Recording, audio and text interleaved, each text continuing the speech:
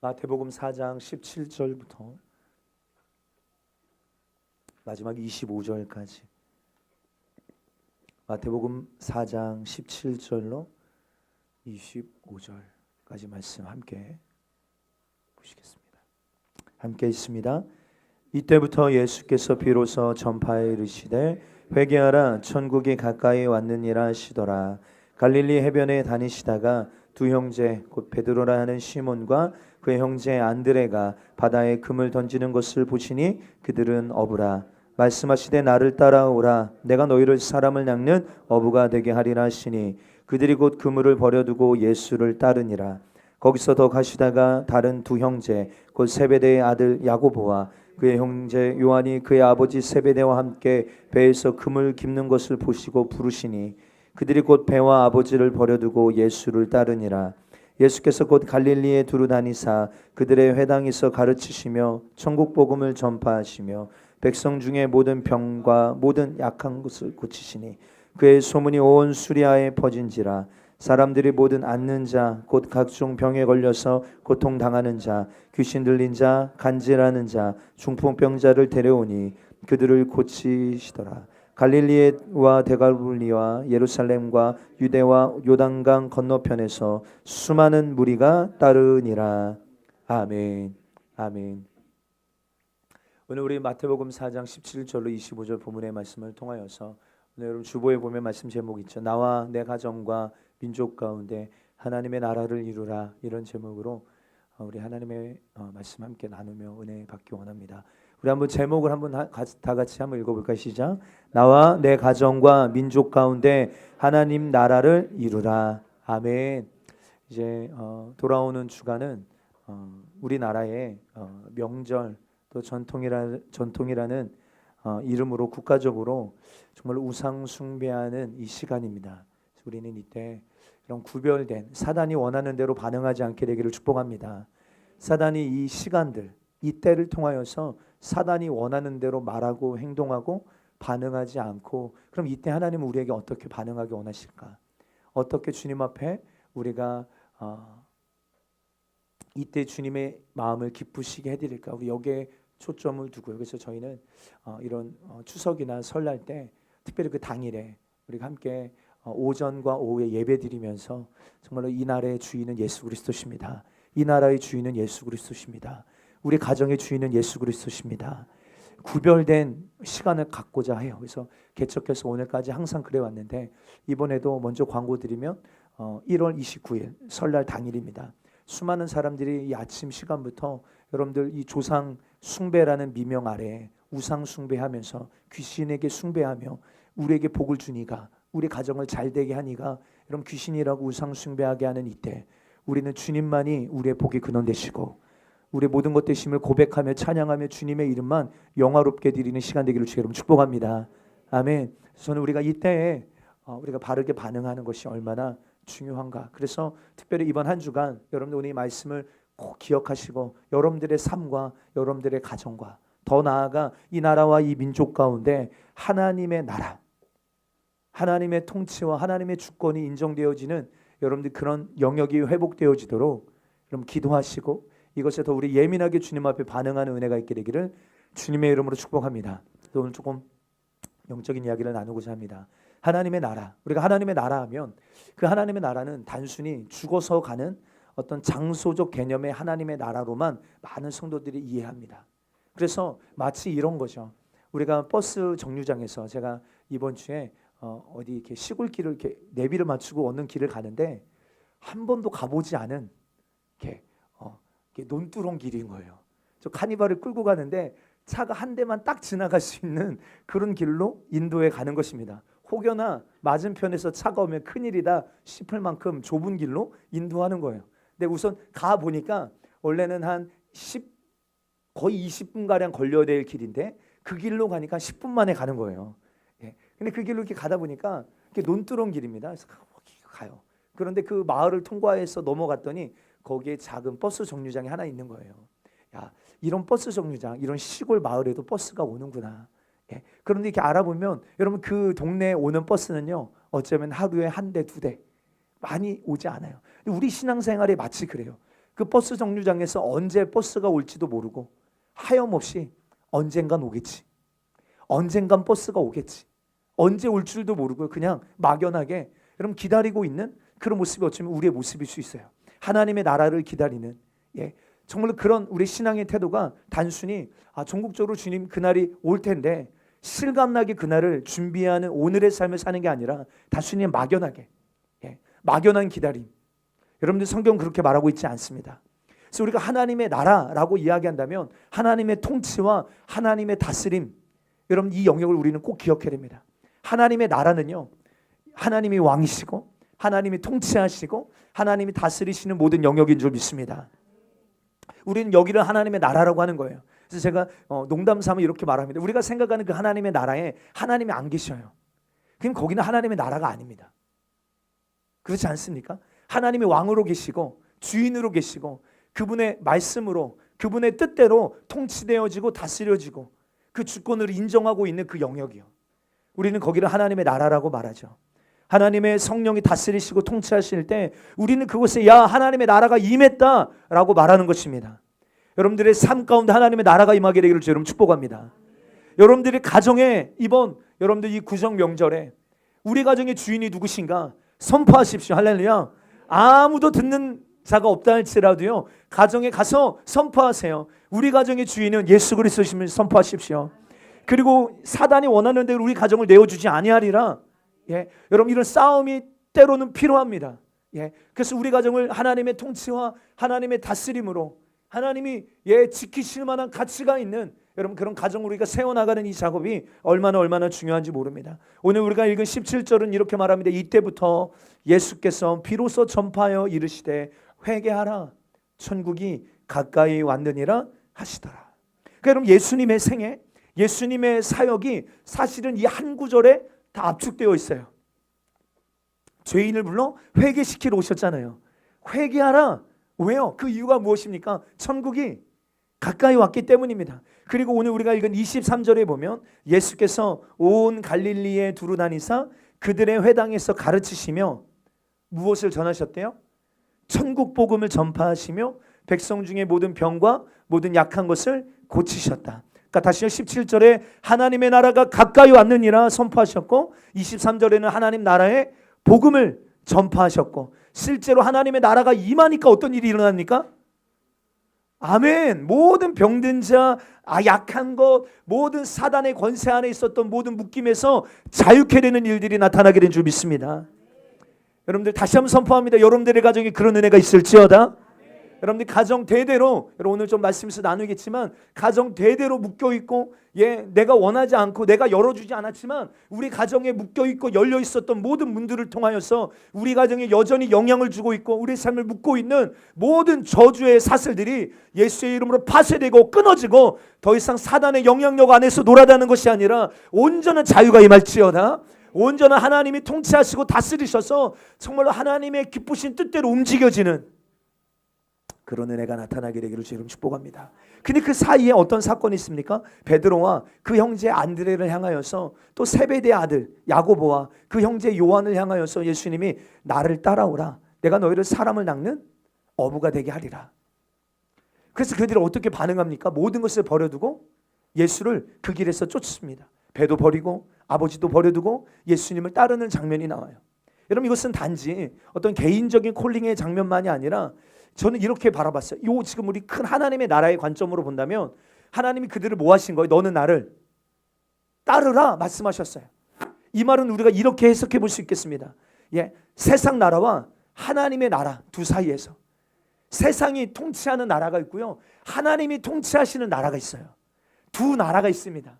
그런데 예수님께서 이 세상의 통치와 다스림 안에 있는 저와 여러분들을 향하여서 하나님 나라의 통치와 하나님의 다스림이 있는 그곳으로 우리를 부르시고 그래서 그들의 모든 수단과 인간의 방법들 세상에서 그들이 오늘까지 살고 사용했던 모든 수단과 방법을 내려놓고 주님의 그 명령 앞에 여러분 반응하며 하나님의 통치와 이제는 하나님의 다스림 안으로 들어가는 그런 장면이 오늘 본문에 나와 있는 여러분 장면이라 여겨집니다. 오늘 저와 여러분들이요 그러므로 우리의 삶도 그렇습니다. 여러분들의 삶에 예수님 그리스도를 믿고 나서 이런 전환이 반드시 있었을 줄 믿습니다. 할렐루야. 세상의 나라에서 하나님의 나라로. 이거 없으면요, 죄송해요, 가짜요. 예, 거짓입니다. 예, 세상 나라에서 하나님 나라로 옮겨졌냐 이 말입니다. 여러분, 이 반드시 이 뿌리가 옮겨지는 일들이 우리 안에 있어야 합니다. 예, 그래서 실제적으로 우리의 삶이요, 내 삶의 모든 삶의 방식도 바뀌게 됩니다. 단순히 오늘 배와 그물과, 여러분 배와 그물은 뭘 의미하겠습니까?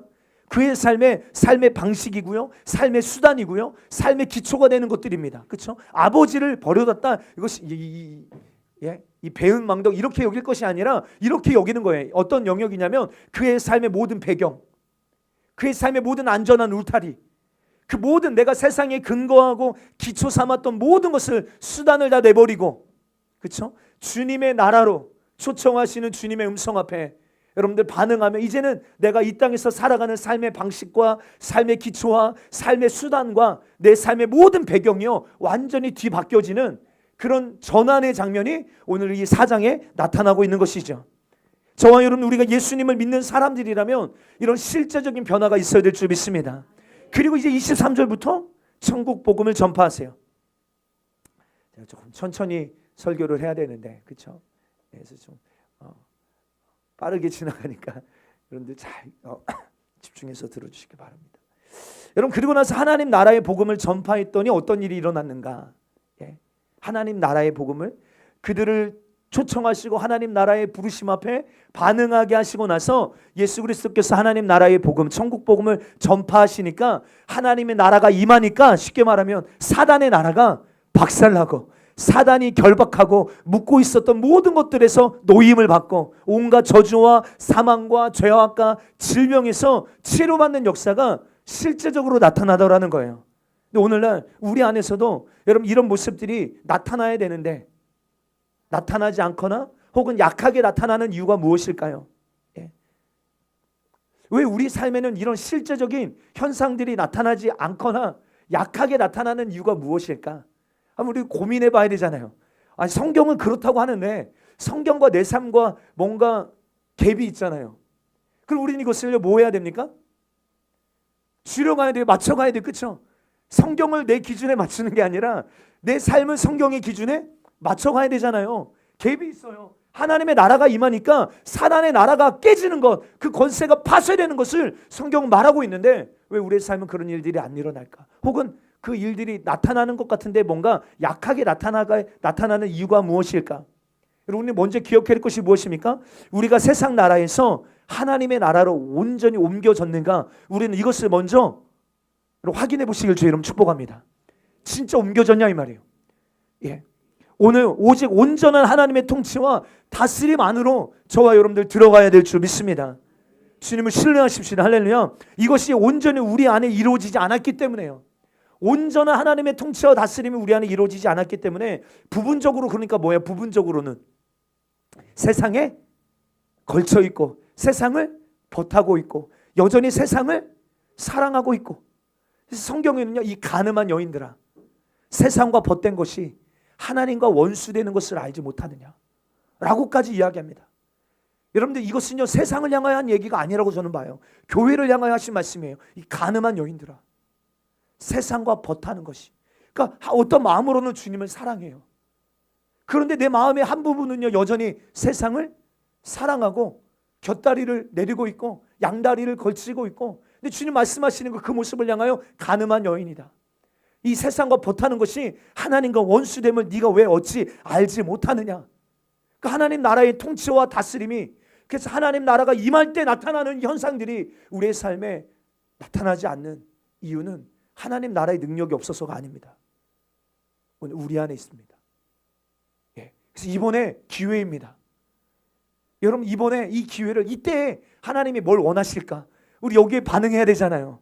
이때 사단이 원하는 건 분명해요. 그렇죠? 요 절기 때, 그 명절 때 사단이 우리에게 원하는 건 분명합니다.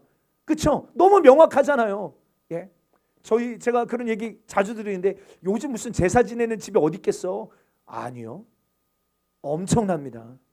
엄청나요. 예. 여전히 그 전통이라는 미명 아래, 조상 숭배라는 미명 아래, 얼마나 많은 우상 숭배가 요때 아예 국가적으로, 그렇죠? 예. 자행되어지는 시간인지 모릅니다. 그러니까 여러분, 사단이 이때 우리에게 원하는 거 너무 분명해요. 근데 우리가 주목해야 될 거는 그것만이 아니라 하나님 이때 우리에게 뭘 원하실까? 우리가 이때 어떻게 반응하기를 하나님은 원하실까? 하나님, 우리가 어떻게 하나님이 기뻐하실까? 특별히 여러분들, 저는 그 어느 것보다 이 하나님 나라의 메시지, 정말 여러분들의 삶과 가정 안에 특별히 이 민족 가운데 뿌리내리고 있는 모든 사단의 권세가 여러분 하나님의 나라가 임할 때 깨지는 거예요. 할렐루야. 빛이 임하면 어둠이 떠나가잖아요. 여러분들이 하나님의 나라입니다. 할렐루야. 우리가 교회이고 우리가 성전이고 우리가 지성소고 우리 안에 하나님의 나라가 임했기 때문에 여러분들이 가는 곳곳마다 하나님의 나라가 임하고 확장되어지고, 그래서 사단의 나라가 떠나가고 밀려나가고 그 권세를 잃고, 그래서 오늘 이 땅에 눈먼 자, 포로된 자, 자유가 없는 자, 영적으로 눌려있고 수많은 저주와 고통과 저주 아래 놓여있는 수많은 영혼들이 자유케 되는 일에 여러분들의 삶이, 우리의 가정이 그렇게 귀하게 쓰임받게 되기를 주 여러분 축복합니다. 그러므로 기억하십시다. 우리 생애 가운데 저는 기대하는 게 있어요. 종국적으로 저는 주님 다시 오심을 목도하는 세대가 되기를 원해요. 여러분, 그런 갈망 있으세요? 그때와 그 시는 모르지만 주여, 제 생전에 주님 다시 오심을 보게 하여 주시옵시고 우리 성도들과 함께 공중에서 주님 뵙게 하여 주세요. 이게 제 기도에 빠지지 않는 내용 중에 하나예요. 항상 주님 공중에서 저만 가면 안 돼요. 우리 성도들 함께 공중에서 다 만나게 도와주세요. 좀 그 기대가 있어요. 주님 오실 때 우리가 그 주님의 다시 오심을 목도하는 세대가 되기를 원한다. 그러나 여러분, 이 땅에서도요, 우리는 뭘 보기를 원합니까? 하나님의 나라가 임하는 걸 보기 원해요. 그런 다음에 양다리는 안 됩니다. 양다리는 안 돼요. 온전히 옮겨지는 은혜가 있게 되기를 축복합니다. 이것이 어떤 겉모습만이 아니라 진짜 우리의 중심에서요. 오늘 이 베드로가 어떻게 그물은요, 먹고 사는 일에 의지했던 그의 안정감 아니겠어요? 그렇죠? 그의 믿고 있었던 모든 혈육, 하나님이 아닌 내가 의지했던 모든 것으로부터 하나님께로 완전히 옮겨지는 거예요. 와, 저는 가끔 그런 고백해요. 제가 개척하지 않았더라면 저는 하나님을 이만큼 신뢰할 만큼 제 삶이요, 물론 제 아비의 삶은 그런 시간들이 있었지만 제 개인적인 제 삶에 하나님을 내가 이만큼 의지할 만한 시간이 없었을 것이다. 내가 진짜 주님을 이만큼 모든 것을 다 신뢰하고 맡겨드리고 의탁할 만큼 내가 이 시간들을 하나님이 내게 허락하지 않으셨으면 나 그렇게 주님을 의지하지 못했을 것 같아 라고 여겨질 만큼요, 제 삶에 이 하나님의 나라가 세워지는 것이 얼마나 제게는 그 안정감, 이 모든 것을 버리게 하시더라는 거예요. 그러니까 내가 하나님이 아닌 내가 의지했던 모든 것으로부터 하나님께로 옮겨지는 것, 그때에서부터 비로소 하나님의 온전한 통치와 다스림이 시작되기 시작합니다. 그러므로 우리 인생을 얼마나 하나님께 드렸는가, 맡겼는가, 정말 어쩌면 무식해 보이고 어리석어 보일 만큼 하나님께 내 인생을 얼마나 옮겨드렸는가, 내 생각, 내 판단대로 하지 아니하고 미련해 보이는데 말씀 앞에 엎드려서 주님 뭐라고 말씀하시나, 주님 듣기 원합니다. 주님 제 삶을 인도해 주세요. 얼마나 옮겨드렸냐 이 말이에요. 얼마나. 여러분들, 이거에 따라서 하나님 나라의 통치와 다스림의 강도가 달라진다 저는 믿어요. 여러분들 안에 온전한 옮겨짐 있게 되기를 주님 축복합니다. 오늘 본문을 보면 하나님 나라의 복음이 선포되어지고 하나님의 나라가 임할 때 나타났던 사건들, 귀신이 떠나갑니다. 각종 질병이 치료되고 간질이 끊어지고 중풍병자가 일어나고 모든 질병과 모든 약한 것이 고쳐졌어요. 오늘 이 예배 가운데도 하나님의 나라가 임할 때 이 동일한 역사가 나타나게 되기를 주 여러분 축복합니다. 아멘. 그런데 실제로 귀신이 떠나가고 각종 질병과 저주들이 떠나가는 이런 어둠에서 빛으로 옮겨지는 인생이 실제 일어난다고 성경은 말하는데, 그렇죠? 우리는 이것을 기대하지 않을 때가 많아요. 기대하지 않을 때가. 그래서 하나님의 나라의 특징은요, 실제적인 구속이 일어나는 거예요. 다시요, 죄의 용서함을 받는 것만이 아니라 죄에서 어떻게 되는 거예요? 자유케 되는 거예요. 죄에서 용서함을 받을 뿐만 아니라 실제적인 구속. 그런데 죄의 구속은요, 오늘 이 시간 실제적으로 나타나는 거예요. 죄에서 자유케 되어지고, 죄에서 속박에서 자유케 되어지고, 실제 죄 타고 들어와서 우리의 삶을 역사했던 모든 저주와 질병과 고통에서 자유케 되어지는 실제적인 하나님 나라의 구속의 역사가 우리는 이때 이 시간 가운데 경험할 수 있음을 우리는 주목해야 될 줄 믿습니다. 이 본문을 우리가 대하면서 이미 우리가 예수 그리스도를 우리의 삶의 왕으로 주인으로 받아들이고 예수님을 믿는 내 삶과 우리 가정 가운데 아직도 죄와 저주와 사망의 역사가 나타나고 있다면 그 이유가 무엇인가? 복음이 들어왔는데 그 복음의 빛이 우리의 삶 구석구석을 비추며 우리의 삶을 다스리고 지배해야 되는데, 우리 지배라는 단어 별로 안 좋아하지만 우리는 주님께 지배당하기를 원해요. 할렐루야. 말씀에 지배당하기를 원해요. 말씀의 빛이 우리의 삶의 구석구석이요, 부분적인 게 아니라 구석구석 비춰지기를 원해서 말씀에 온전히 지배당하기를 원하는데, 아직도 죄와 저주와 사망이 또 가정의 영적인 상황이 그대로 마치 되물림 되는 것 같은, 여전히 존재하고 있는 것 같은 이유가 도대체 무엇인가? 왜 아직도 어둠의 묶임들이 있는가? 왜 아직도 우리의 가정에, 우리의 삶에 영적인 어둠들이 내 삶 가운데 영향을 미치고 있는가? 어떻게 하면 오늘 나와 내 집을 이 사단의 권세 아래에서, 영향력 아래에서 끊어낼 수 있는가? 예. 좀 흥미진진하셔야 되는데, 우리 젊은 세대요, 좀 흥미진진해야 되는데 이거. 다르게 말하면 어떻게 하면 나와 내 집이 온전한 하나님의 통치와 다스림 안으로 들어갈 수 있는가? 그 답이 오늘 여러분들에게 주어지게 되기를 바랍니다. 여러분, 나와 내 집에서 모든 어둠의 역사들, 구석구석 남아서 존재하고 있는 이 잔재를 끊어내기 위하여서 가장 중요한 첫 번째는 18절부터 22절이 온전히 이루어지기를 축복합니다. 세상 나라에서 하나님의 나라로 온전히 옮겨지는, 그러니까 실제적인 회개인 것입니다. 진짜 회개는요, 뿌리를 끊어야 죄의 열매가 바뀌지 않겠습니까? 그렇죠? 뿌리는 여전히 세상에 있다면요, 우리의 삶에서 나타나는 열매는요 다 세상 것들이에요. 우리는 죄의 열매만 봐. 우리의 삶에서 맺혀지는 죄의 열매만 제거한다고 해결되지 않아요. 뿌리를 옮겨야 돼요. 뿌리를 세상 나라에서 하나님 나라로 옮겨야 된다고요. 뿌리가 그대로 있는데 열매만 바뀌기를 원한다는 것은 불가능한 일입니다.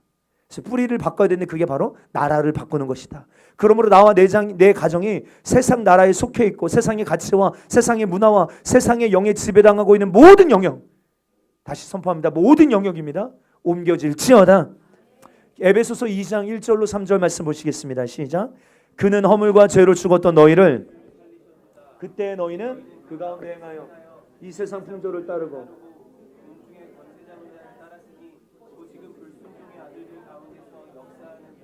전에는 우리도 다 그 가운데서 우리 육체의 욕심을 따라 지내며 육체와 마음에 원하는 것을 하여 다른 이들과 같이 본질상, 아멘, 본질상 우리가 어떤 존재래요? 진노의 자녀.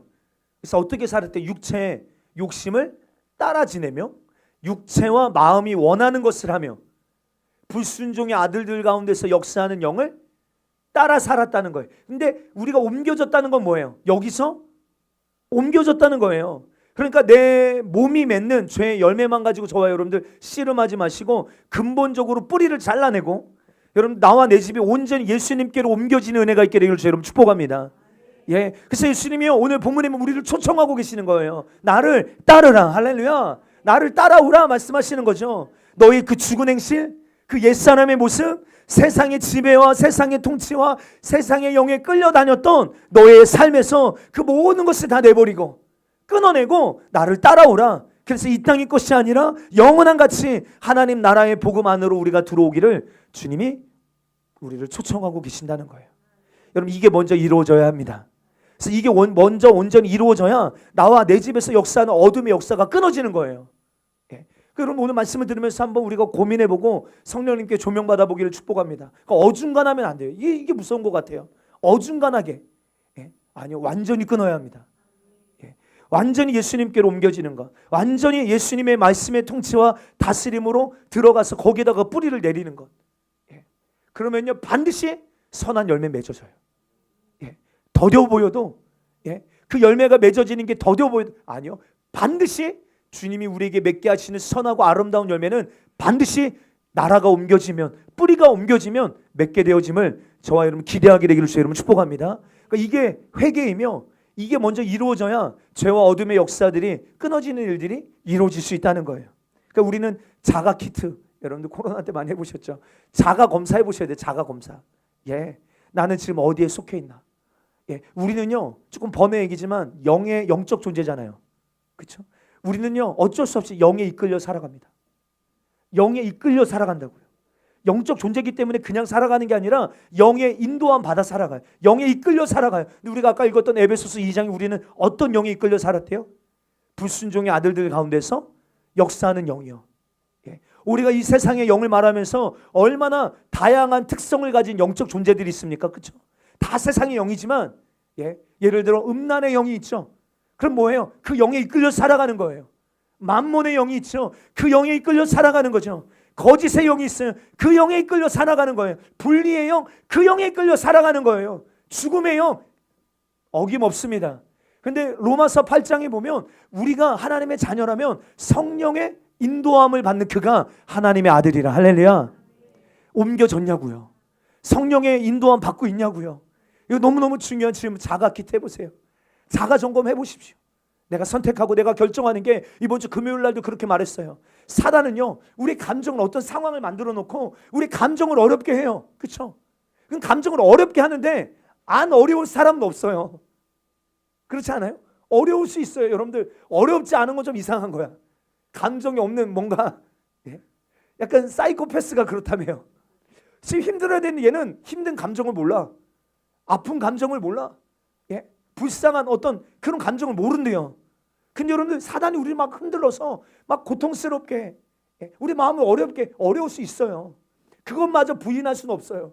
그런데 우리가 그 감정으로 사단은 원하는 게 뭐냐면 감정만 가지고 노는 게 아니에요. 그 감정의 잘못됨으로 우리가 잘못된 선택을 하게 만드는 거예요. 그게 사단의 목적이거든요. 그 우리는 고백해야 돼요. 감정으로 그 어느 것도 선택하지 않으리라. 말씀이 나의 선택이 되리라. 할렐루야. 이 싸움은 우리는 확실하게 해야 돼요. 감정으로 우리를 막 흔들지만 휘둘리지는 않으리라. 여러분 이런 결단이 있어야 돼요. 우리 흔들 수 있어요. 막 힘들게 할 수 있어요. 근데 휘둘려서 사단이 그 감정으로 내가 원하지 않지만 사단이 원하는 대로 그 영이 이끌리는 대로 움직여져서는 절대 안 된다는 거죠. 하나님 나라로 옮겨진 성도들은요, 완전히 다른 특성이죠. 원리는 비슷하지만 성령에 의하여, 성령의 이끄심에 의하여. 여러분 우리 성령 안에서 느끼는 감정들이 우리 안에도 얼마나 많은지 모릅니다. 주가 주시는 그 평강과 기쁨과 주님 안에 있을 때 주님이 주시는 그 안정감, 이거는 세상이 빼앗을 수 없는 거예요. 지금 내가 막 피 터지게 너덜너덜해지게 그 좁은 길을 걸어가면서 힘들지만 주님 안에 있음으로 말미암아 주님께 인도함을 받는 그 여정에서 하나님이 우리에게 주시는 그 안정감이요, 그 평강이요, 그 기쁨이요. 여러분 이거는 세상이 흉내낼 수가 없어요. 여러분들 안에 이 하나님 나라의 옮겨짐으로 말미암아 이루어지는 이 특성들이 나타나게 되기를 다시 한번 주의 이름으로 축복합니다.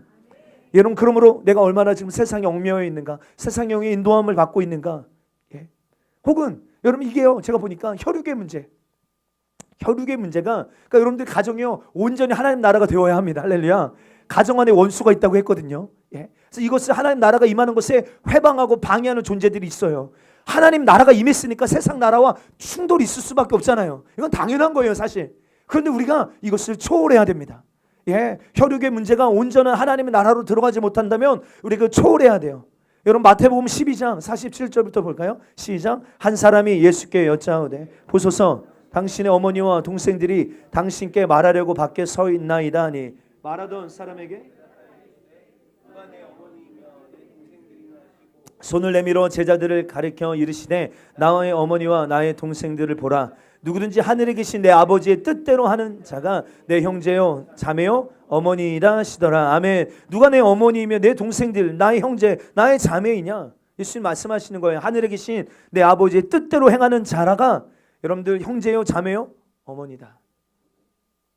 여러분 삶의 재정의 문제, 삶의 목적, 방향성의 문제, 여러분 다 혈육의 문제, 다양하게 매어서 세상 나라에서 온전히 벗어나는 일에 실패하지 마시고, 재정의 문제라면 초월하십시다. 할렐루야. 방향성의 문제, 혈육의 문제라도 여러분 우리는 하나님의 뜻을 행하는 일에 초월해야 됩니다. 이게 먼저 되어야 합니다.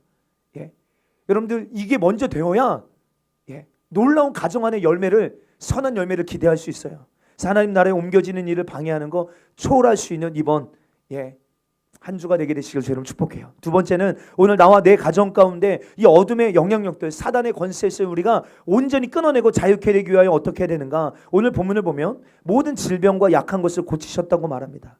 모든 질병과 약한 것, 이것을 풀어서 그 다음 절 24절은 이렇게 말해요. 함께 읽어볼까요? 시작. 사람들이 모든 앓는 자 곧 각종 병에 걸려서 고통당하는 자, 귀신 들린 자, 간질하는 자, 중풍병자들을 데려오니 그들을 고치더라. 아멘.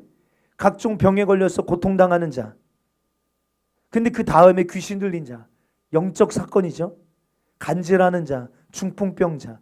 여러분들 여기서 나오는 요 명칭을요, 그냥 우리는 그냥 질병 중에 하나구나 이렇게만 볼 게 아니라요. 신명기를 보면요, 특별히 이 간질하는 것, 중풍병자 다 저주의 열매예요. 예, 저주. 그러니까 모든 질병과 모든 약한 것, 특별히 약한 것, 죄로 말미암아 틈이 생기고 죄로 말미암아 열리게 된 것들. 예, 근본적으로 모든 질병과 사망이 대부분 죄의 결과지만 그 죄의 결과 중에서 특별히 하나님께서 이거는 저주하신 것, 하지 말라고 하신 것, 먹지 말라고 하신 것, 이것에 대한 불순종, 적극적으로 불순종하고 대적한 것. 그래서 죄로 인하여 뭐가 열린 거냐면 문이 열려서 들어오게 된 저주예요.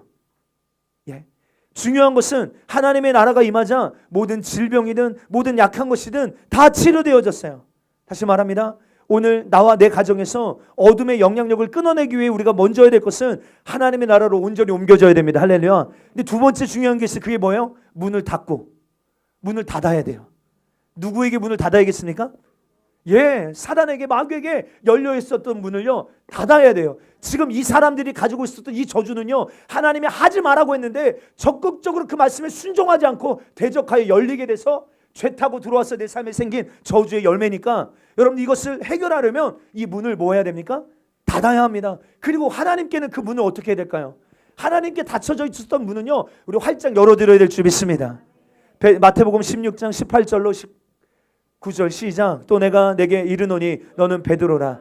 내가 이 반석 위에 내 교회를 세우리니 음부의 권세가 이기지 못하리라. 내가 천국 열쇠를 내게 주리니 내가 땅에서 무엇이든지 매면 하늘에서도 매일 것이요 네가 땅에서 무엇이든지 풀면.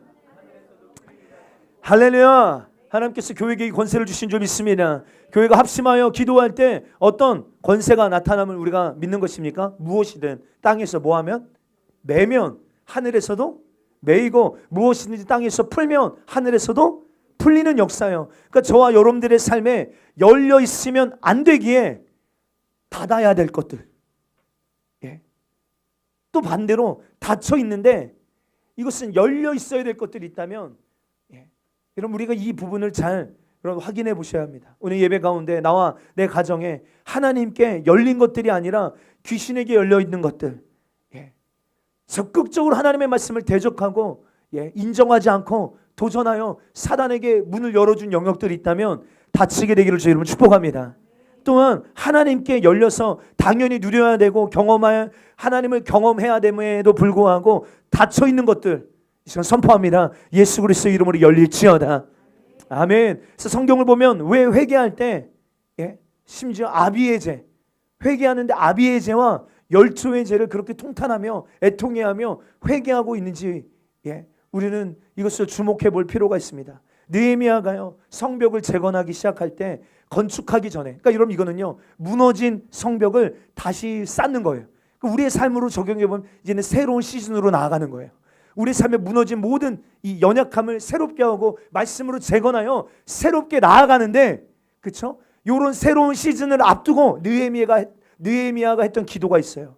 느헤미야 1장 5절부터 볼까요? 시작. 이르되 하늘의 하나님 여호와여, 크고 두려우신 하나님이여, 주를 사랑하고 주의 계명을 지키는 자에게 언약을 지키시며 긍휼을 베푸시는 주여 간구하나이다. 이제 종이 주의 종들인 이스라엘 자손을 위하여 주야로 기도하오며 우리 이스라엘 자손이 주께 범죄한 죄들을 잡아가오니 주는 귀를 기울이시며 눈을 여시사 종의 기도를 들으시옵소서. 나와 내 아버지의 집이 범죄하여 주를 향하여 크게 악을 행하여 주께서 주의 종 모세에게 명령하신 계명과 율례와 규례를 지키지 아니하였나이다. 옛적에 주께서 주의 종 모세에게 명령하여 이르시되 만일 너희가 범죄하면 내가 너희를 여러 나라 가운데 흩을 것이요 만일 내게로 돌아와 내 계명을 지켜 행하면 너희 쫓긴 자가 하늘 끝에 있을지라도 내가 거기서부터 그들을 모아 내 이름을 두려고 택한 곳에 돌아오게 하리라 하신 말씀을 이제 청하건대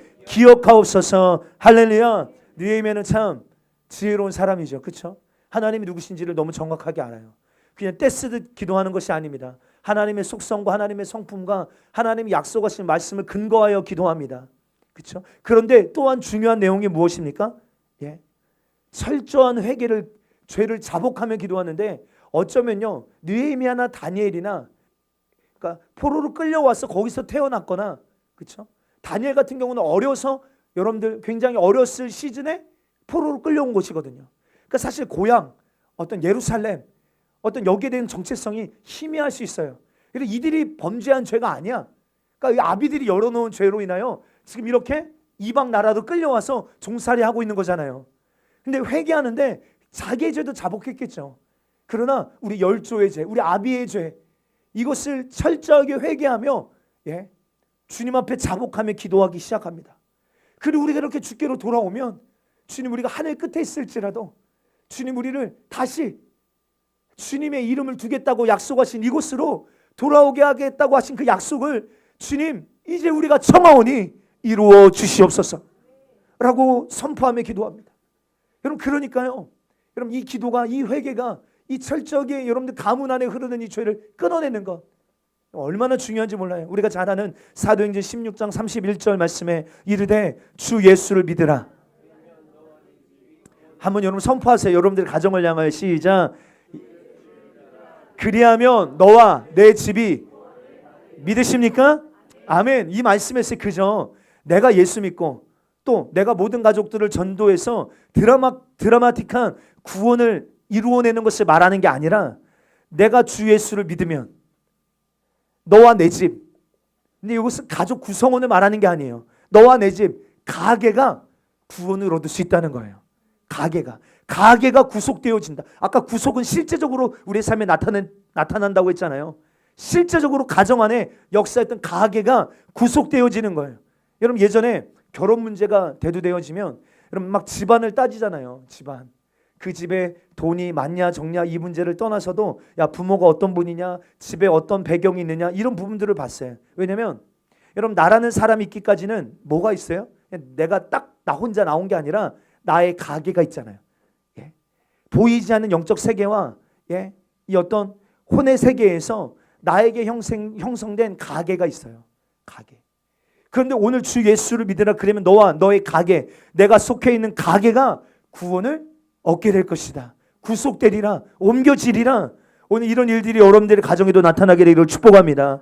우리가 회개의 문제는요, 그러므로 개인적인 나만의 문제가 아닙니다. 그래서 우리가 나라와 민족을 위해서 기도하는 것도 마찬가지예요. 이 민족의 죄를 우리가 끊어내며 기도할 때 이 민족에 흐르고 있는 모든 죄의 속박에서 우리가 자유케 될 줄 믿습니다. 나와 내 집, 내가 속해 있는 가게를 바꾸는 놀라운 기도예요. 사랑하는 성도의 영적인 세계가 우리 믿음의 삶을 공격해 올 때, 영향을 주려고 할 때 우리는 이 원리와 원칙을 적용해야 됩니다. 그냥 막 들어오는 게 아닙니다. 더러운 귀신이 믿는 자나 안 믿는 자나 그들에게 침투해서 그들을 사로잡고 그들에게 영향력을 주려면요, 원리가 있어요. 원칙이 있어요. 아까 우리가 봤던 에베소서 2장에 나오는 본질상 진노의 자들, 안 믿는 자들은요 이미 죽은 자들이거든요. 그들은 공중의 권세 잡은 자를 따르고 세상의 풍조에 밀려다니며 불순종의 아들들 가운데서 역사하는 영에게 끌려 사는 존재예요. 그러니까 일반적으로 절대 다수가 지금 여러분들 눈에, 여러분 육신의 눈에는 안 보이지만 누구 영향 아래 있는 거예요? 그렇죠. 사단의 영향 아래 있어요 지금. 아유, 그런 일이 어디 있어요? 이런 표정이 있어요 다 지금. 사단의 영향 아래 있는 세상 믿지 않는 사람들은 다 누구나 다 사단의 영향 아래 노출되어 있어요. 그런데 여러분들, 귀신들이 우리의 삶에 침투해 들어와서 귀신이 사로잡고 억압하고 결박하는 일은요, 언제 일어나는 것입니까? 그 귀신에게 문을 열어줄 때 그런 일들이 일어나요. 오늘 예수님의 이름으로 이방에 있는 오늘 모든 자들에게 하나님을 향한 문이 활짝 열려서 하나님이 통치하시고 다스리시는 실제적인 역사가 일어나되, 항상 주님께 우리의 마음의 문이 열려있게 되기를 주님 축복합니다. 그러니 먼저 뭐 해야 된다고요? 닫아야 해요. 좌우로 선포합니다. 우리 먼저 닫으십시다. 여러분, 아까 우리 마태복음 16장에도 보면요, 이 순서가 뭐라고 나와요? 땅에서? 저는 이 순서가 그냥 나와 있다고 생각하지 않아요. 땅에서 매면 우연 아닙니다. 18장에도 동일하게 나오죠. 너희 중에 두세 사람이 합심하여 땅에서 매면 하늘에서도 매인대요. 땅에서 풀면 하늘에서도 풀리리라. 그러니까 묻고 푸는 거죠. 묻고 푸는 거. 그러므로 먼저 해야 될 일이 뭐냐면 어둠에게 열려있던 것들을 우리는 닫아야 될 줄 믿습니다. 그리고 하나님께 여는 거죠. 예, 우리가 잘 아는 계시록 3장 20절에 볼지어다 내가 문 밖에 서서 누구든지 내 음성을 듣고 문을 열면 내가 그에게로 들어가 그와 더불어 먹고 그는 나와 더불어 먹으리라. 그럼 예수님의 통치와 다스림이 여러분들 안에 온전히 이루어지려면 활짝 열어드려야 됩니다. 로마서 10장 9절 10절 또 내가 만일 내 입으로 예수를 주로 시인하여 또 내 하나님께서 그를 죽은 자 가운데서 살리신 것을 내 마음에 믿으면 구원을 받으리라. 사람이 마음으로 믿어 의에 이르고 입으로 시인하여 아멘. 여러분 이 당시에 예수님을 나의 주인이라고 고백하고 시인하는 것은요 예수님만이 나의 왕이십니다. 맞습니까? 근데 이 당시에 예수님만이 나의 왕이십니다라고 시인하면요 반역입니다. 목배임을 당해요. 화형이에요. 로마 황제가 아니라 또 다른 왕을 섬긴다는 것은요 죽임 당할 수밖에 없는 고백이죠. 그래서 이 신앙 고백 때문에 초대교회 많은 성도들이 실제로 순교를 당하고 죽임을 당합니다.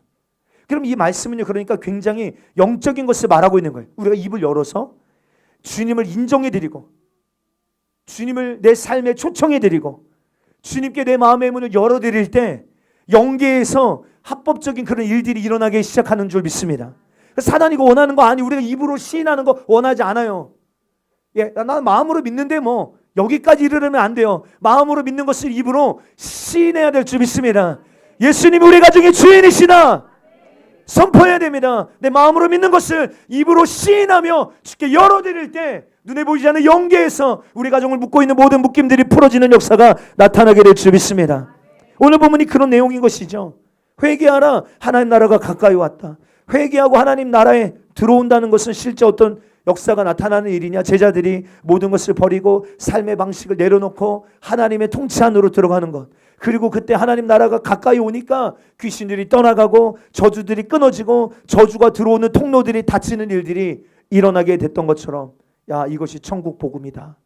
주님이 그 실제로 우리에게 보여주고 계시는 거예요. 오늘 나와 내 가정에 실제적인 이 천국 복음, 마귀와 귀신의 영향력들, 저주와 질병이 끊어지는 역사들, 하나님의 말씀으로 우리의 삶에 구석구석 통치되어지는 일들이 여러분 일어나게 되기를 축복해요. 여러분 우리의 삶도 보면요, 귀신이 좋아하는 환경을 만드는 사람들이 있어요. 귀신이 아주 좋아하겠다 싶을 만한 환경을 만들어 놓는 사람들이 있습니다. 그리고 이거는요, 죄송하지만 문을 열어주는 행위예요. 사단에게, 하나님께가 아니라 사단에게, 삶 자체를 초청하고 환영하는 행위가 있어요. 우리가 금방 내가 마음으로 믿어 의에 이르고 입으로 시인하여 구원에 이른대요. 그럼 이것도 뭐예요? 주님을 뭐 하는 거예요? 초청하고 영접하는 행위잖아요. 여러분 이것에 힘이 있어요, 실제. 그런데 반대로 사단도 마찬가지예요. 이 귀신에게도 우리가 귀신을 초청하고 귀신을 영접하는 행위가 있다고요. 예. 여러분들 죄송해요. 똥파리 아세요? 박사님 알아요? 제가 저희 할머니 댁이 당진에 있는데, 당진에 가면 어렸을 적 화장실이 푸세식. 지금도 할머니 댁은요 그런 시골집인데 지금은 이제 화장실이 안에다가 만들었지만 옛날에는 그 소외양간 옆에다가 푸세식. 그래서 이렇게 밑에 보면 다 보여. 근데 항상 거기에 있는 게 있어요. 그게 뭐냐면 똥파리입니다. 이 똥파리는요, 집안에 썩은 게 있으면 어디서 들어오는지 모르게 날아옵니다. 신기하죠? 이런 거죠. 똥이 있는데, 죄송해요. 똥이 있는 곳에 어김없이 날아오는 똥파리. 아주 이해하기 쉽습니다. 똥파리만 우리가 쫓으려고 하면 됩니까? 안 됩니까? 똥파리만 계속 잡으면 또 어디선가 또 다른 똥파리가 날아와요. 신기하게. 그러니까 여러분 이 똥파리가 좋아하는 환경이요. 그렇죠? 썩고 더럽게 만들면 이 똥파리는 우리가 부르지 않아도요 날아오고, 어디서 들어온지 우리가 초청하지도 않았어 사실은. 그런데 그 썩고 더러운 환경이 우리의 삶에 계속 열려 있으면요, 그것이 계속 우리의 삶에 들어와서 영향을 주고 있어요. 오늘 나와 내 가정에 실제로 귀신에게 문을 열어주는 행위, 예수님보다 사랑하는 건 어쩌면 이미 문을 열어주는 행위일 수 있어요. 그래서 여러분 우리 이런 표현 많이 했잖아요. 보는 거. 우리 요즘은 막 이 휴대폰을 손에다 놓지를 못하잖아요. 휴대폰 안에 수많은 유튜브들, 뭐 페이스북, 뭐 여기서 나오는 수많은 정보들. 근데 여러분들 우리 눈이 문이라는 거 아세요? 우리 눈은 영적으로 보면 굉장히 가장 영적으로 예민한 통로가 눈입니다. 귀보다 눈이에요. 보는 거예요. 이것이 우리를 완전히 사로잡을 수 있는 그런 통로예요. 그래서 우리가 계속 여러분들 세상에서 보여주는 것들에 우리 눈을 마주치기 시작하면요, 영이 들어와요. 역사하기 시작합니다. 그러니까 처음에는 막 우리를 유혹하고 막 이러시잖아요.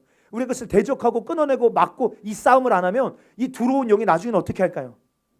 사로잡아요. 여러분 이게 무서운 거예요. 사로잡는 거예요. 그러니까 들어와서 뭔가 유혹하고 막 역사하고 흔들고 이럴 수 있어요. 그때 우리가 막 대적하고 몰아내고 닫고 이 싸움을 싸워야 되는데 이거 안 하고 계속 방치하면 나중에는 사로잡히게 됩니다. 집을 짓게 돼요. 그럼 여러분 이거는요, 이 집을 깨트리는 것, 이 사로잡힌 것을 끊어내는 것 진짜 쉽지가 않더라고요. 안 된다는 거 아니에요? 어려워요. 그러므로 여러분들의 삶에 사단이 좋아하는 환경, 상황 이런 거 만드시면 안 돼요. 여러분 이 제사 지내는 이거 마찬가지예요. 우상 숭배, 여러분들 이게 뭐예요? 전통이라는 이름으로, 그렇죠? 조상 숭배잖아요. 조상 숭배. 우리 조상들을 잘 섬겨서 조상들이 우리 가정에 복을 줘서. 근데 여기도 보면 다 자기 숭배예요, 사실은. 근데 어쨌든 여러분 그 행인데 이게 뭐냐면 다 그 영을, 귀신의 영, 이것을 우리 가정에 초청하는 아주 더러운 행위입니다. 성경은 말해요. 나는 너희가 귀신과 교제하는 걸 원하지 않는다. 이것이 끊어지는 은혜가 이번에 있게 되기를 주님 축복하고요. 오히려 반대로 우리는 주님이 우리 가정의 주인 되심을 계속 선포하며 나아갈 때 우리 가정에 여러분들 영적인 기류가 바뀌고 우리 가정의 분위기가 바뀌는 은혜들이 있게 되기를 주님 축복해요. 여러분들 예수님의 제자 중에 유다라고 하는 사람이 실패하게 되는 원인이 나와요. 우리 이 부분만 나누고 기도할게요. 여러분들 유다가 처음부터 귀신에게 사로잡힌 게 아니에요. 여러분 나중에 보면 이 유다가 이 마귀에게 사로잡히잖아요. 근데 처음부터 원리를 보면 그렇지가 않아요. 여러분들 그에게도 사실은 회개할 수 있는 기회를 하나님께서 주세요. 그래서 예수님께서 그에게 계속 기회를 주시고 뭔가 사인을 주세요. 근데 그가 타락하는 과정이요. 요한복음 12장 5절 6절 시작. 이 향유를 어찌하여 300데나리온에 팔아 가난한 자들에게 주지 아니하였느냐 하니 이렇게 말하면 가난한 자들을 생각함이 아니요 그는 도둑이라 돈괴를 맞고 거기에 넣는 것을 훔쳐감이라. 아멘. 그러니까 이것이 유다의 영적인 환경이에요. 문을 열어주기 시작하는 장면입니다. 유다가 문을 어떻게 열어주는 거예요? 유다가 돈을 사랑함이라. 여러분 그가 돈을 사랑하기 시작하면서 문을 뭐예요? 열어주기 시작합니다. 여러분들 저는 개인적으로 운명론을 믿지 않아요. 물론 하나님의 예정하심, 하나님의 작정하심 믿습니다. 근데 그 또한 예수 그리스도 안에서 이루어진다고 믿어요. 근데 운명론, 예를 들어 이 사람은 지옥 가기로 정해진 사람이야. 저는 개인적으로 신학적으로도 제 신앙 양심으로도 저는 모르겠어요. 어찌됐건 왜냐하면 이 유다는 저주받기로 작정된 사람이라는 거예요. 많은 사람들이. 여러분 그러면 너무 이 인생은 불행한 인생 아닙니까? 그러면요 그 원인을 추적해보면 하나님께 있어요. 원인이. 하나님 이 사람을 지옥 보내기로 작정한 거잖아요. 그러니까 유다가 뭘 해도 이 사람은 지옥 가기로 작정된 거야. 여러분 우리의 구원관이랑 좀 다르지 않습니까? 어찌됐건. 여러분들 이 가룟유다가 예수님을 팔기로 물론 이 말씀이 이루어지기 위해서 누군가 예수님을 파는 일들이 일어나야 되지만 저는 개인적으로 그렇게만 생각하지 않아요. 유다가 예수님을 팔러 나가는 그 결정적인 장면이 요한복음 13장 1절에 나오는데 6월절 전에 예수께서 자기가 세상을 떠나 아버지께로 돌아가실 때가 이른 줄 아시고 세상에 있는 자기 사람들을 사랑하시되 끝까지 사랑하시느니라. 그러면서 나오는 이야기가 뭐예요? 유다를 계속 주님이 꾸짖고 딴 사람은 못 알아듣고 유다만 알아들을 수 있는 말들로 야 너희 중에 하나가 나를 팔리라. 여러분 이거 기회 아닌가요? 팔기 전이잖아요. 죄가 그를 주장하기 전에 야 이 중에 한 사람이 나를 팔리라. 심지어 나와 함께 그릇에 손을 넣는 자가 나를 팔리라. 빨리 깨달아야 되잖아요. 누구예요? 가룟유다예요. 야 심지어 그 사람이 차라리 태어나지 않았으면 좋았을 뻔했다.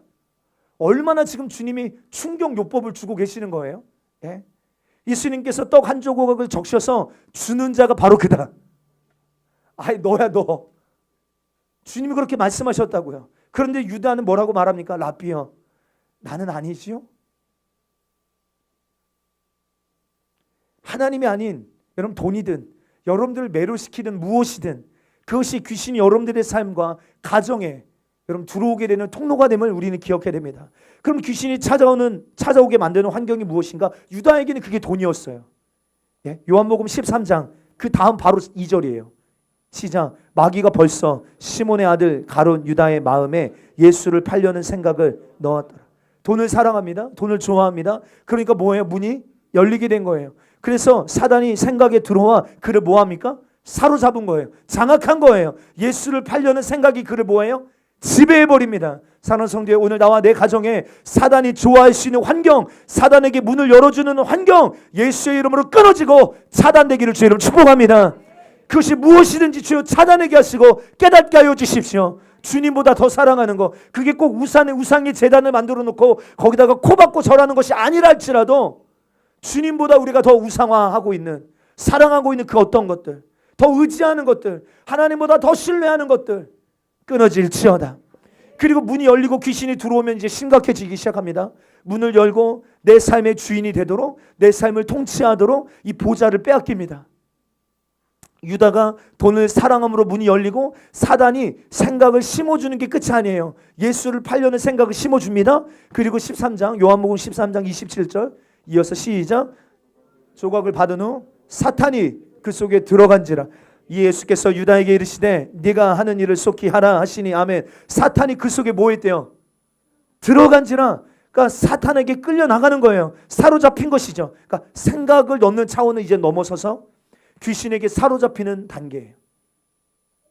이제 환경 차원이 아니라 보좌를 빼앗긴 거예요. 예. 삶의 주인이 되고 경배의 대상이 되어버린 것입니다. 이젠 좋아하는 것을 넘어서서 지배당하는 수준이에요. 여기 우리 안에도 그럴 수 있습니다. 중독이 그런 거예요. 처음에는 내가 좋아서 선택했지만 그 좋아하는 것을 반복하다 보면 뭐예요? 사로잡히게 돼요. 지배당하게 됩니다. 그래서 나중에는 내가 그거 싫어, 이제 안 하고 싶어. 그래도 뭐해? 지배당하고 있기 때문에 끊지를 못하는 거. 이게 중독인 것이거든요. 사로잡히는 게 사실 이만큼 무서운 것입니다. 그러니까 만몬, 물질, 음란, 쾌락, 심지어는 상처도 그럼 사단에게 문을 열어주는 통로예요. 상처. 예.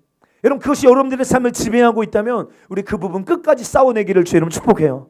보좌의 주인이 바뀌어야 합니다. 불신자들 가정에서 드리는 제사, 귀신을 초청하는 행위입니다. 기억하십시오. 근데 예수님을 믿고 나서 완전히 옮겨지지 않고 제사는 아니더라도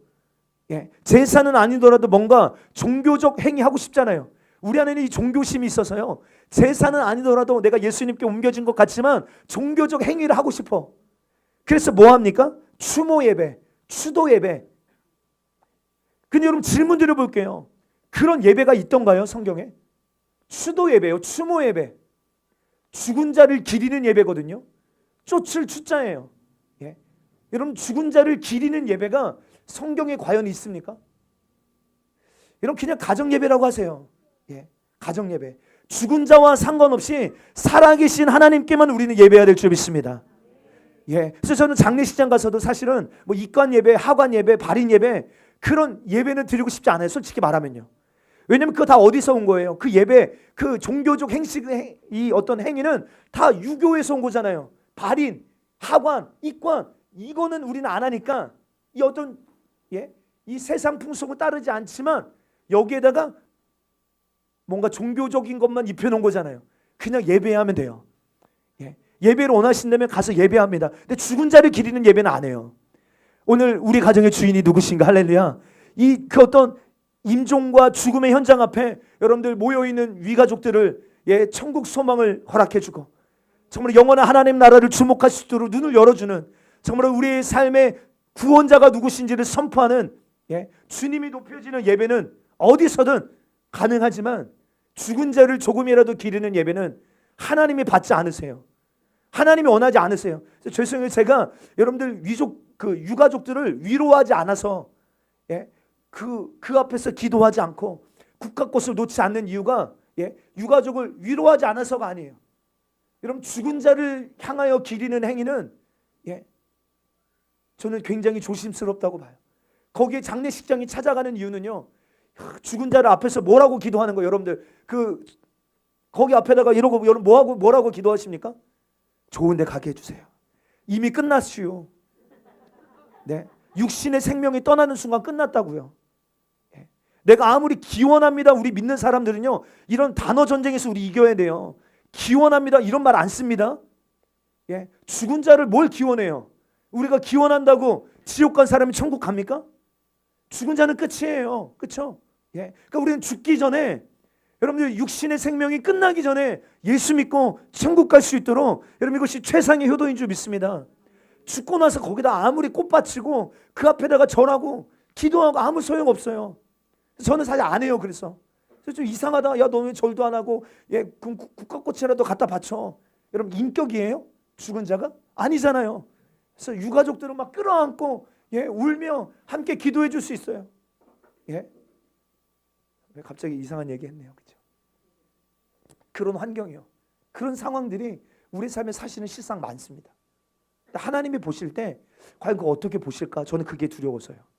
죽은 자 앞에 그것을 기리고 있는 그 모습을 추도 예배라는 이름으로, 추모 예배라는 이름으로 뭔가 다른 우상 숭배의 모습을 내가 취하고 있지는 않나? 두렵거든요. 하나님이 보실 때 기뻐하시는 것만 선택하고 싶어요. 여러분, 그래서 여러분들 이번에도 여러분 가정에서 예배 드리지 말라는 거 아니에요. 그러나 단어 전쟁에서 우리는 승리하세요. 추모 예배, 추도 예배 사용하지 마세요. 할렐루야. 가정 예배라고 하세요. 그리고 그 예배 가운데 어떤 죽은 자를 기리는, 그는 이제 나중에 하세요. 나중에 아빠, 엄마, 할아버지 돌아가신 거 생각하면서 수욕할 수 있죠. 그러나 그것이 예배 가운데 뭔가, 그럼 이것을 섞지 마시라 이 말입니다. 미디어 왜 가까이 하면 안 됩니까? 다 통로고 문을 열어주는 행위이기 때문에 그렇습니다. 사로잡히게 되고 내 삶의 주인이 되고 결국에는 경배의 대상이 되기 때문입니다. 마태복음 3장 27절, 사람이 먼저 강한 자를 결박하지 않고는 그 강한 자의 집에 들어가 세간을 강탈하지 못하리니 결박한 후에야 그 집을 강탈하리라. 강한 자, 저와 여러분들이 문을 열어주는 것만이 아니라 보좌를 빼앗겨서 내 삶의 주인이 되어 있고 경배의 대상이 되어 있는, 그래서 내 삶을 지배하고 있는 그것이요 강한 자라고 말하고 있어요. 오늘 이 시즌에 여러분들의 삶과 여러분들의 가정과 이 나라와 이 민족의 정사와 권세와 이 어둠의 영들, 이 강한 자가, 더 강한 자가 오셔서 결박당하고 떠나가는 일이 일어나게 되기를 주의 이름으로 축복합니다. 문을 열어주는 행위는 조금 더 살펴보면 귀신을 초청하는 행위, 가게 가운데. 그래서 내가 우리 가정에 태어났어요. 오늘 좀 중요하니까 이것만 나눌게요. 내가 어떤 가정에 태어났습니다. 그런데 그 가정의 환경 속에서 자라면서 그 가정에서 내가 공급받고 여러분들의 어떤 가치관, 내면의 잠재의식, 또 가정에서 내가 받는 상처, 나의 습관, 삶의 문화, 이거요 다 견고한 진이에요. 견고한 진. 이 견고한 진이 만들어졌다면 이것은 원수들이 그 안에 요새를 만들어 놓고 있는 것과도 같습니다. 그럼 어떤 일이 벌어지느냐? 어떤 중독, 반복적인 죄, 거부할 수 없는 죄, 이런 것들이 순서적으로 계속 나타나기 시작해요. 가정이 열려있는 문들을 통하여, 내가 열어놓은 거 아니야. 내가 태어나 보니까 이미 우리 가정이 열려있던 문을 통하여서 내가 받아왔고 누리고 있고 내가 계속 영향을 받고 있는 그 어떠함이 내 안에 견고한 집을 만들어 놓고 사단이 거하는 처소가 되어 있을 수도 있어요. 저와 여러분들이요, 우리는 우리의 모든 시간들을 통하여서 귀신이 거하기 좋은 그런 사람이 아닙니다.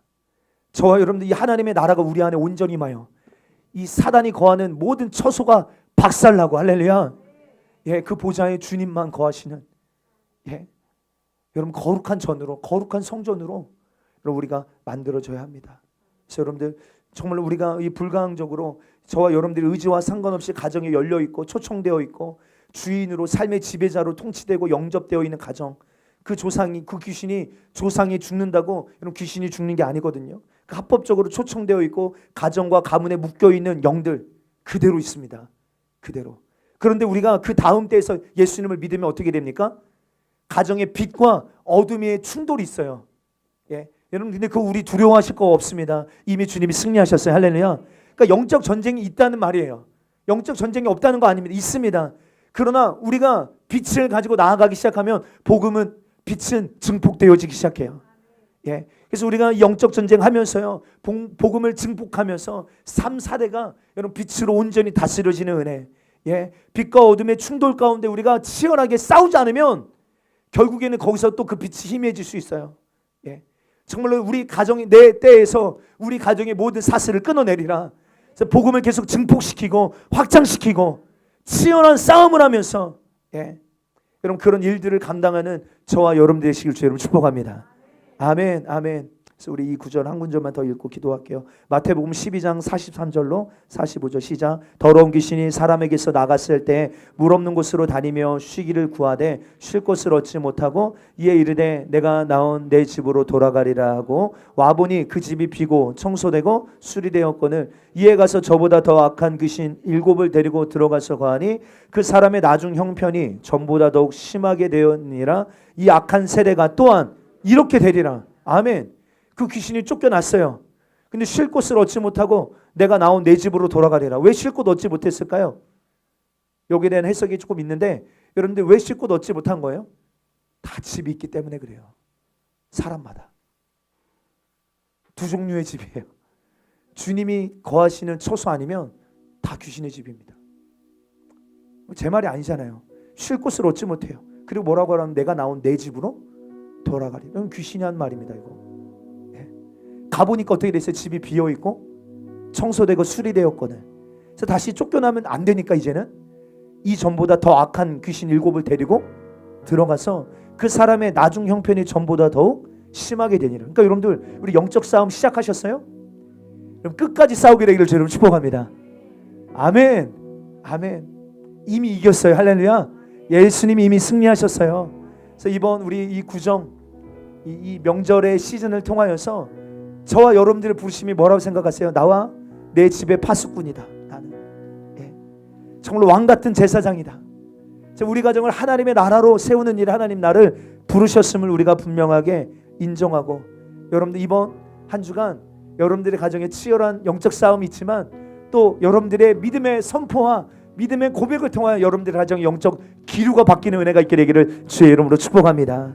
우리의 삶을 장악하고 있었던, 주장하고 있었던 모든 사단의 권세들이 예수의 이름으로 깨지게 하여 주시옵소서. 중독, 습관적인 죄, 어떤 죄의 결박이든 두려움, 용서하지 못하는 상처, 음란함, 어떤 돈을 사랑함, 귀신이 우리의 삶을 지배하려고 들어와 있던 모든 통로들 예수의 이름으로 닫혀질지어다, 끊어질지어다. 빛과 어둠의 싸움에서 적당히 타협하는 것이 아니라 제대로 피 흘리기까지 싸워서 주님이 이기신 승리로 나도 우리 가정에서 승리를 누리게 도와 주시옵소서.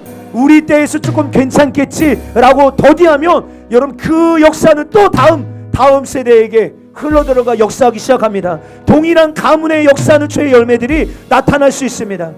끝까지 싸워야 합니다. 나와 내 집은 예수님의 것이다. 우리 한번 선포할까? 나와 내 집은 예수님의 것이다. 나와 내 집은 예수님의 것이다. 나와 내 집은 예수님만 섬기겠노라. 할렐루야. 아멘. 이미 이기신 승리로 하나님 우리가 승리를 누리게 하여 주시옵소서. 이 시간 오늘 우리가 말씀 듣고 한번 기도하십시다. 하나님 내 삶의 뿌리가 오늘 이 예배 가운데 확실하게 옮겨지게 도와주옵소서. 양다리 안 됩니다. 두 마음 안 되겠습니다. 온전히 주님께만 내 마음을 드립니다. 내 삶의 뿌리가 주께로 옮겨지게 하셔서 내 안에 하나님 나라가 임하게 하여 주시옵소서. 하나님의 나라가 임할 때 실제적으로 내 삶의 구속의 역사가 나타나게 하사 내 삶에 묵고 있는 모든 음부의 권세가 떠나가게 하여 주시옵소서. 또한 아버지 우리를 통하여서 우리의 삶이 우리의 가정에 이 나라와 이 민족 가운데 하나님의 나라가 임할 수 있도록 우리 시간에 뭐 말씀 생각합니다. 같이 우리 두 손 한번 높이 들고 주여 한번 외치고 통성으로 우리 간절하게 기도합니다. 주여